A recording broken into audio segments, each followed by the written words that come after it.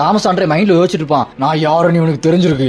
அப்படி யோசிச்சுக்கிட்டே பார்க்க தாமஸ் ஆண்ட்ரேயோட சின்ன பிளாஷ்பேக் வருது. அவன் வந்து ஒரு இமிகிரேட் புவர் ஃபேமிலி இருந்து வந்தவன். சின்ன வயசுல இருந்து எல்லாருக்கிட்டையும் சண்டை போட்டு நிறைய பேர் அடிச்சு போட்டு தள்ளி இவ்வளவு பெரிய இடத்துக்கு வந்திருக்கான் அப்படின்னு அவனோட பிளாஷ்பேக் காட்டிக்கிட்டே இருப்பானுங்க.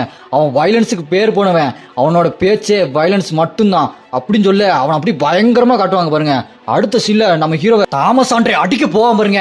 உன்னோட திமிருக்கு நீ என்ன ஆக போற பாடுறா அப்படின்னு அடிக்க போக அப்படியே எங்க வெளியே காட்டுவாங்க. அந்த கில்டுல இருக்க எல்லாருமே வந்து நிப்பானுங்க. ஹண்டர் அந்த ஆபீசர்ஸ் எல்லாருமே நிக்க டக்குன்னு எல்லாம் ஒரு பில்டிங் உடஞ்சி ரோடெல்லாம் பேர்ந்து ஒரு புயல் மாதிரி வந்து நிப்பான் பாருங்க. யாருன்னு பார்த்தா தாமஸ் ஆண்ட்ரே அப்படி கையை குறுக்க வச்சுட்டு நின்றுப்பான். நம்ம ஹீரோ ஓங்கி ஒரு குத்து விட்டுருவான் போல. அதுக்கே ஒரு குத்துக்கே இப்படி வந்து நிக்கிறான். அப்புறம் எல்லாரும் பாப்பானுங்க, தாமஸ் நீங்களா என்னாச்சு உங்களுக்கு அப்படின்னு கேட்க, ஏய் எல்லாரும் ஏன்டா இங்க நிக்கிறீங்க, போய் ஓரமா நில்லுங்கடா அப்படின்னு சொல்ல உள்ள என்ன நடக்குதுன்னு பார்த்தா நம்ம ஹீரோ இக்ரிஸ் கைசல் வெளியே வாங்கலான்னு வெளியே வர வச்சு இக்ரிஸ் கிட்ட சொல்ல பாருங்க, நீ ஜின்கோவை பக்கத்துல இருக்க ஹாஸ்பிட்டல் கூட்டு போன உடனே அவனுக்கு ட்ரீட்மெண்ட் ஸ்டார்ட் ஆயிரணும், நீ என்ன பண்ணி எது பண்ணியோ அது தெரியாது அப்படின்னு சொல்ல நம்ம இக்ரிஸை பாருங்க அந்த ஜின்கோவை அப்படியே அழகா கையில தூக்கி வச்சிருப்பான். இக்ரிஸுக்கு சண்டை போடுறதுல மட்டும் வல்லவன் இல்லைங்க, அவன் பாசத்துலயும் வல்லவன் போல. எவ்வளவு அழகா தூக்கி வச்சிருக்கான் பாருங்க. இக்ரிஸை யாருக்கெல்லாம் ரொம்ப பிடிக்குமோ கமெண்ட்ல ரெட் கார்ட்டை கமெண்ட் பண்ணுங்க. இந்த ஃப்ரேமை பாருங்க எவ்வளவு நல்லா இருக்கு. இக்ரிஸ் வேற லெவல் போங்க. அடுத்து நம்ம இக்ரிஸ் கைசல் மலை ஏறி உடனே அவனை ஹாஸ்பிட்டல் கூட்டு போயிட்டு இருப்பான். இந்த பக்கம் பார்த்தா தாமஸும் அவனோட ஹண்டர்ஸ் எல்லாருமே அப்படி நிப்பானுங்க. இந்த பக்கம் நம்ம ஹீரோவும் ஷேடோ சோல்ஜர் எல்லாருமே பங்கமா நிப்பானுங்க.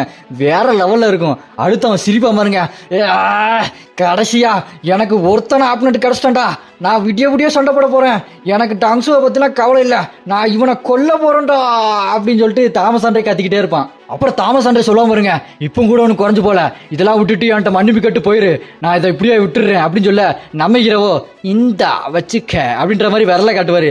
செம சீன் இதெல்லாம். யாருக்கெல்லாம் இந்த சீன் ரொம்ப பிடிச்சிருக்கோ இந்த சேனலை சப்ஸ்கிரைப் பண்ணிருங்க. அதை பார்த்து தாமஸ் ஆண்ட்ரே செம கடுப்பாயிருவான். இருடா உன்னை இதுக்காக வருத்தப்பட வைக்கிறேன் அப்படின்னு சொல்லிட்டு செம டென்ஷனாக இந்த பக்கம் அவனோட ஹண்டர்ஸ் அந்த பக்கம் ஷேடோ சோல்ஜர்ஸ் எல்லாரும் ரெடியா இருக்க போங்கடா அப்படி ரெண்டு பேரும் சொல்லுவானுங்க.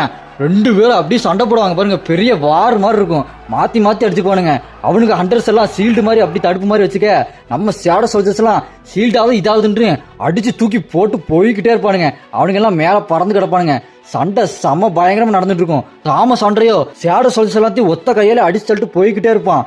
அங்க குறுக்க டஸ்க்கு வந்து நிப்பான் பாருங்க. தாமஸ் ஆண்ட்ரே அப்படி பாப்பான். முன்னாடி ஒரு ஷீல்டு மாதிரி உருவாக்கிடுவான் டஸ்க்கு பெருசாகி.